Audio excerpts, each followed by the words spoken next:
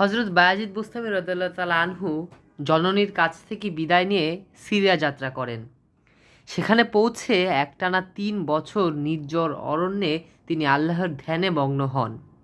শুধু তাই নয়, এ সময় তিনি অন্তত ১১৩ জন সিদ্ধ পুরুষের সঙ্গে দেখা করে তাদের প্রসন্ন দৃষ্টি ও আশীর্বাদ লাভ করেন। এদের অন্যতম ছিলেন হজরত জাফর সাদেক রাদিয়াল্লাহু তাআলা আনহু।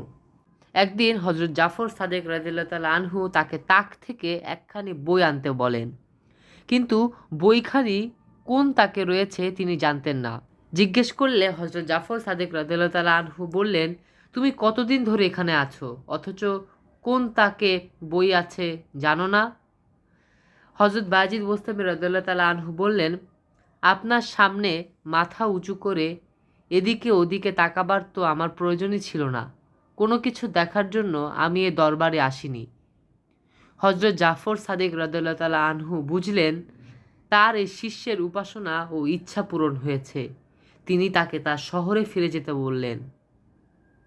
পীরের নির্দেশে তিনি ফিরে এলেন মায়ের কাছে, বোস্তাম শহরে। পুত্র বিরহে বিরহাতুরা জননী তখন আল্লাহর কাছে মোনাজাত করছিলেন, প্রভু গো, আমার পুত্রের মঙ্গল করুন। আপনার অলিগণ যেন তার প্রতি সন্তুষ্ট থাকেন, তাদের দোয়া যেন ফলপ্রসূ হয়। তাকে ধর্ম বলে বলিয়ান করুন। হে আল্লাহ, তার পবিত্র ইচ্ছা পূরণ করুন। মা তখন বৃদ্ধা, অতি দুর্বল, কণ্ঠস্বর অতি ক্ষীণ, কিন্তু বাড়ির দরজায় দাঁড়িয়ে বায়াজিদ বোস্তামি রাদিয়াল্লাহু তাআলা আনহু এর মায়ের মরমী প্রার্থনা শুনলেন। বুক ঠেলে কান্না এলো তার। তিনি এবার দরজায় করাঘাত করে ডেকে উঠলেন, মাগো, আপনার অধম সন্তান আপনার কোলে ফিরে এসেছে। মমতাময়ী মা দরজা খুলে দিয়ে আকুল কান্নায় ভেঙে পড়লেন। বাছা আমার, এত দেরি করে এলি? কেঁদে কেঁদে আমি যে অন্ধ হয়ে গেছি, আমার পিঠ বেঁকে গেছে। মা ও ছেলের এই আনন্দ বিধুর মিলনে আকাশ ও পৃথিবী নড়ে উঠল। হজরত বায়াজিদ বোস্তামি রাদিয়াল্লাহু তাআলা আনহু মার্জিত রুচির শিষ্টাচার সম্পূর্ণ পুরুষ ছিলেন। তার বাড়ি থেকে মসজিদের দূরত্ব ছিল ৪০ কদমের মতো, কিন্তু নামাজের উদ্দেশ্যে রওনা দিয়ে তিনি রাস্তায় কোনোদিন থুতু নিক্ষেপ করতেন না। এক সিদ্ধ পুরুষকে তিনি কিবলার দিকে ফিরে থুতু ফেলতে দেখেন।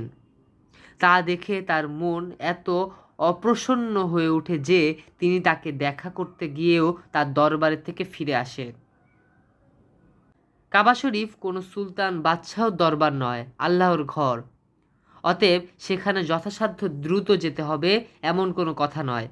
হজরত বায়াজিদ বোস্তামি রাদিয়াল্লাহু তাআলা আনহু বলেন, বরং আল্লাহর পবিত্র ঘরের মর্যাদা ও সম্মানের প্রশ্ন সামনে রেখে সেখানে অন্যভাবে যাওয়া উচিত। তিনি তাই ধীরে সুস্থে নফল নামাজ আদায় করতে করতে দীর্ঘ ১২ বছর ধরে পথ চলতে চলতে মক্কা মুআজ্জামে উপস্থিত হন। মক্কায় হজ সম্পূর্ণ করে তিনি মদিনায় গমন করেন।